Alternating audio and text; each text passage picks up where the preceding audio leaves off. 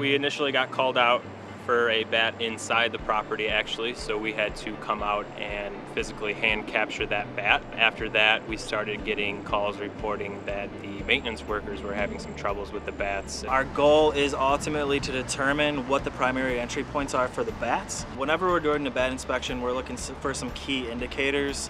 The first one is guano. So guano is the droppings from the bats.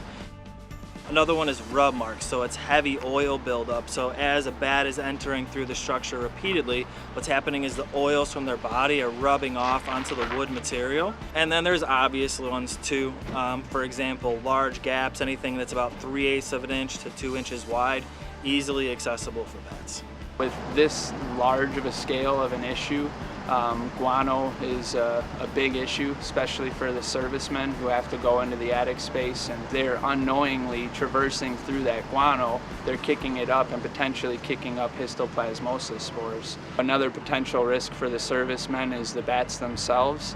Some bats potentially could carry rabies. Unfortunately today during the inspection we identified that there's a lot of other things going on in the building.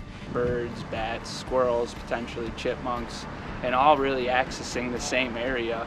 In order for us to successfully exclude the bats, we actually have to address those too.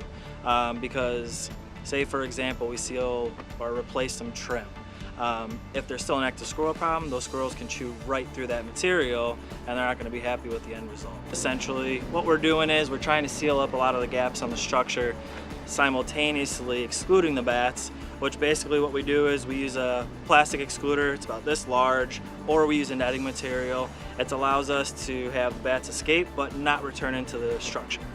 And once we let those excluders mature and we know that all the bats are out of the building, that's when we can close those entry points. And then after those entry points and all the other gaps are all sealed, that's when we go into the attic, we clean up all the insulation, we remove all the contaminated insulation and put brand new insulation in. That's going to take care of all the contaminants that are inside of the structure.